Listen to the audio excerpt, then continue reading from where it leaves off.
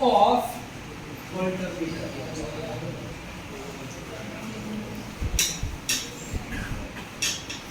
હવે આ ઓપરેશન જે છે એ છે over current and earth fault protection of alternator.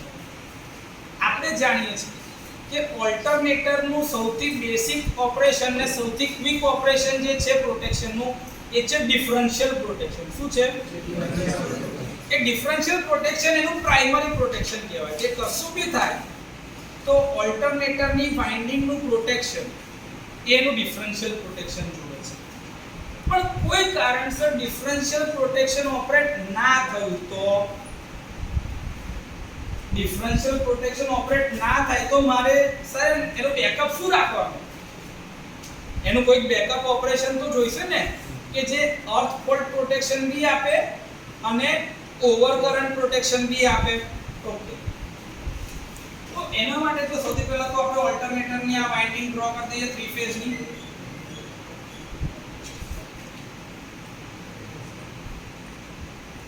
3 phase ની વાઇન્ડિંગ ની જોડે એના બ્રેકર બી મૂકી દઈએ. જે કોમન ખબર છે ને એટલી ફિગર જે હવે લોજિક તમારા મગજમાં ક્લિયર થઈ ગયા છે ને એટલા તો ક્લિયર જ રાખવાના. આપણા બ્રેકર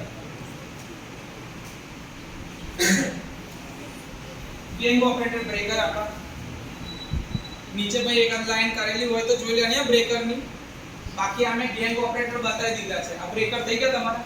ઓકે સર, મારે અહીંયા કરતી આ બ્રેકર ના ઓવર કરંટ અને અર્થ પ્રોટેક્શન જોશે.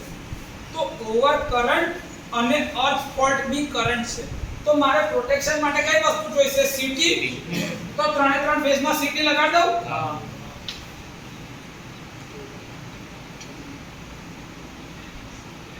R phase, Y phase, B phase.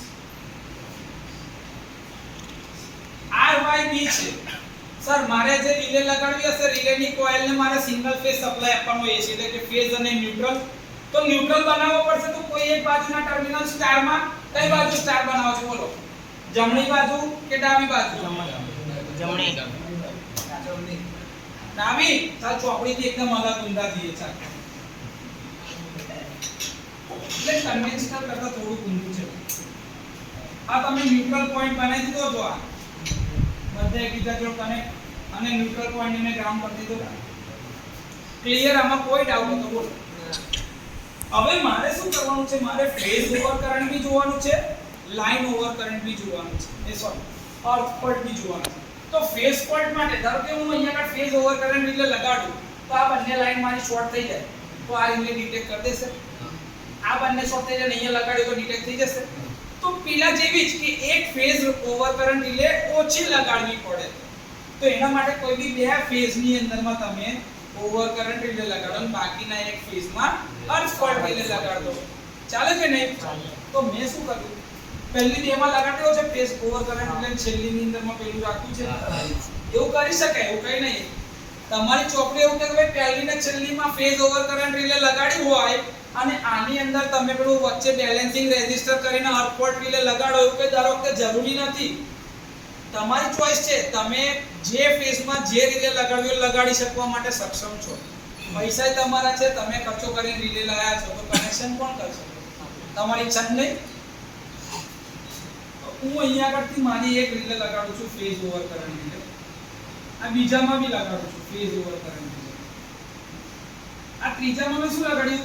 Balancing resistor અને એના કોમન સ્ટાર પોઈન્ટ માંથી મેં લગાડી અર્થ ફોલ્ટ રિલે ન્યુટ્રલ સાથે. તો ફેઝ અને ન્યુટ્રલ મળી ગયું.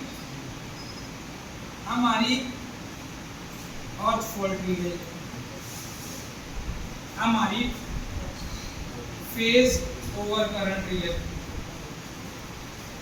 આ 51 નંબર હોય. શું હોય? રિલે નો નંબર હોય 51 અને આમાં રિલે નો નંબર હોય 69 કે 67 એવો કોઈ નંબર હશે આનો. 67 હોય છે કે કાં તો 69. લગભગ તો 67 જ છે અર્થ ફોલ્ટ રિલે માટે. એ છતાં હું કન્ફર્મ નંબર કરીશ પણ આ તો 51 ફિક્સ છે ફેઝ ઓવર કરંટ રિલે માટે. તો મેં ફેઝ અને ન્યુટ્રલ કરી દીધું. સર હવે ગ્રાઉન્ડ રિલે ને ગ્રાઉન્ડ ની તો કરવાની છે ને તો મેં આની સાથે કનેક્ટ કરી શકું. ઇતિહાસ ગ્રાઉન્ડ માં કોમન ના કરી શકાય?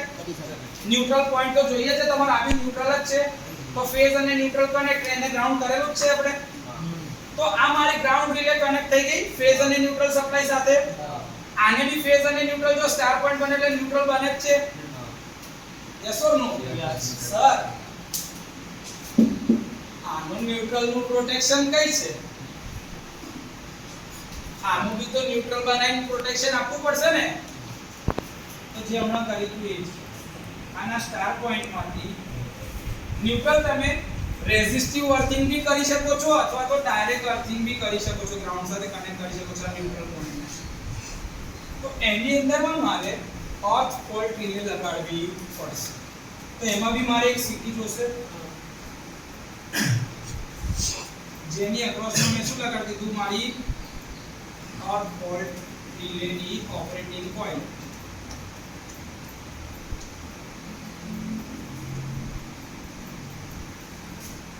આ તમારી જે છે એ છે ન્યુટ્રલ પોઈન્ટની ગ્રાઉન્ડ વાળી સાઈડની સીટી છે. તો સર આ પ્રોટેક્શન જે મારું છે આ ધારો કે આ મારો R ફેઝ ની રિલે એટલે R1 R2 લખી દો, આ Y1 Y2 લખી દઉં છું અને આ P1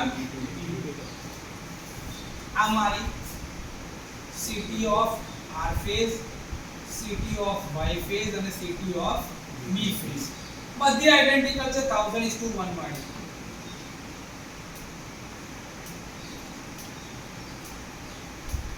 એક અટકી છે.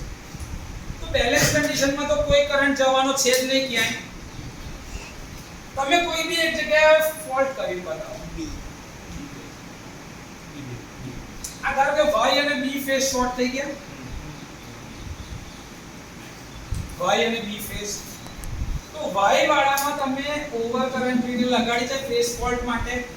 આ રિલે તરત અને મેગ્નીટ્યુડ જોશે કરંટ નું કે ભાઈ વધારે છે એટલે રિલે શું કરશે? આ બ્રેકર મે ટ્રિપ સિગ્નલ આપશે એટલે બ્રેકર શું કરશે?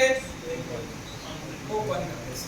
હવે આની જોડે બી કનેક્ટ થાય છે ને, તો B ફેઝ ને બી જો ધારો કે છૂટો કરવો પડે એવો થાય તો એના અર્થ પોર્ટ ની રિલે માંથી બી અહીંયાથી બી કરંટ જશે કઈ. તો અર્થ પોર્ટ રિલે બી શું કરશે? એને ડિસ્કનેક્ટ કરશે. કે ફેઝ ઓવર કરંટ માં જાય તો અર્થ ફોલ્ટ રિલે ના સેટિંગ એ ફેઝ ઓવર કરંટ રિલે ના સેટિંગ કરતા ઓછા જ હોય. તો આવામાં ધારો કે જો આ રિલે ઓપરેટ થતી હોય ને ફેઝ ટુ ફેઝ ફોલ્ટ થયો હોય તો આ રિલે B ફેઝ ને બી કાઢી નાખશે. આવું થતા પહેલા રિલે નું ડિફરન્શિયલ પ્રોટેક્શન જ ઓપરેટ થઈ જશે. કેમ કે કયો ફોલ્ટ છે? ઇન્ટરનલ. કયો ફોલ્ટ છે? ઇન્ટરનલ. તો ડિફરન્શિયલ રિલે પહેલા ઓપરેટ થઈ જશે, પણ ડિફરન્શિયલ રિલે કોઈ કારણસર ઓપરેટ ના થાય તો એ કેસમાં પ્રોટેક્શન કેવી રીતે આપી શકાય? તો એનું બેકઅપ પ્રોટેક્શન છે આ over current relay, phase over current relay અને અર્થ ફોલ્ટ રિલે. આ જે છે ને આ ફેઝ ઓવર કરંટ રિલે આ જે છે એ બેકઅપ પ્રોટેક્શન માટે છે. શું છે? બેકઅપ પ્રોટેક્શન માટે છે. એનું પ્રાઇમરી પ્રોટેક્શન કયું છે? પ્રાઇમરી પ્રોટેક્શન તમારું કયું છે? ડિફરન્શિયલ. પ્રાઇમરી પ્રોટેક્શન આ કેસમાં કયું છે? Differential protection.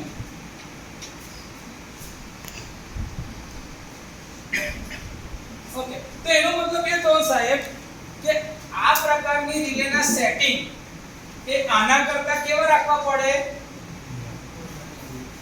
બોલ બરોબર છે મી? વધારે. કેમ વધારે રાખવું પડશે? ટાઈમ નું સેટિંગ કેમ આનું વધારે રાખવું પડે? આપણે બેકઅપ છે એટલે પેલું ઓપરેટ ના થાય તો રાહ જોઈને થોડી વાર પછી ઓપરેટ થાય.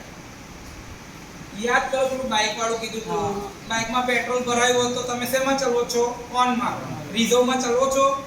રિઝર્વ ક્યારે વાપરવાનું? જ્યારે ઓન માં ચાલતું બંધ થઈ જાય. તો એવું જ છે પ્રાઇમરી પ્રોટેક્શન તરીકે આ ડિફરન્શિયલ પ્રોટેક્શન ઓપરેટ ના થાય તો થોડી વાર રાહ જોઈને કયું ઓપરેશન થાય? બેકઅપ.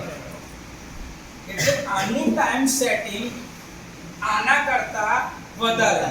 ઓકે સર, એટલે આમાં જો ટાઈમ સેટિંગ જોઈતું હોય તો આમાં હંમેશા IDMT કેરેક્ટરિસ્ટિક વાપરવાની. કઈ વાપરવાની આઈડીએમટી કેરેક્ટરિસ્ટિક એ ફેઝ હોય કે અર્થ ફોલ્ટ બંને રિલે માટે આઈડીએમટી કેરેક્ટરિસ્ટિક વાપરવાની ક્લિયર સર રિલે કયા ટાઈપની હોઈ શકે તો કે generally induction disc type relay વાપરવામાં આવે છે પણ એવું ના હોય કે ઇન્ડક્શન કપ ટાઈપ રિલે બી વાપરી શકાય છે બેલેન્સ બીમ ટાઈપ બી વાપરવી તો તમારે જે વાપરવી બધી રિલે તમે વાપરી શકો છો તમને ખાલી રિલે નું કનેક્શન કરતા આવડવું જોઈએ જનરલ કેસમાં આઈડીએમટી કેરેક્ટરિસ્ટિક આ ઓવર કરંટ રિલે માટે આપણે જે વાપરીએ છીએ છે ઇન્ડક્શન ડિસ્ક ટાઈપ રિલે કઈ છે ઇન્ડક્શન ડિસ્ક ટાઈપ રિલે આ ના વાપરો તો તમે ઇન્ડક્શન કપ ટાઈપ રિલે બી વાપરી શકો છો કોન્ટેક્ટ્સ ની સંખ્યા વધારવી હોય તો તમે ઇન્ડક્શન કપ ટાઈપ રિલે બી વાપરી શકો છો અર્થ ફોલ્ટ થાય તો અગર ધારો કે અર્થ ફોલ્ટ થાય છે તો અર્થ ફોલ્ટ રિલે લગાડેલી છે તમે આ સેન્સ કરીને સર્કિટ બ્રેકરને ટ્રિપ સિગ્નલ આપી દેશે ક્લિયર તો આનું ઓપરેશન ને આનું ઓપરેશન બધું સાથે જ આપી દેવાનું એક જ સર્કિટમાં ઓવર કરંટ બી થઈ જાય અર્થ ફોલ્ટ રિલે બી આવી જાય બાકી તમે રિસ્ટ્રિક્ટેડ અર્થ ફોલ્ટ જોયું હતું એમાં આવું જતું ને કઈ અલગ તો હતું નહીં સર્કિટ એક સર્કિટ છે એસ જ કશું બીજું અલગ હોતું નથી ખાલી કન્સેપ્ટ કે મને કયો સવાલ પૂછ્યો છે તો મારે કઈ સર્કિટ દોરવાની છે કે નહીં તો તમે કન્ફ્યુઝન થયા કરશો પણ જો કન્સેપ્ટ મગજમાં હશે ને તો બધી સર્કિટ દોરાઈ જશે આમાં કોઈ ડાઉટ છે ક્લિયર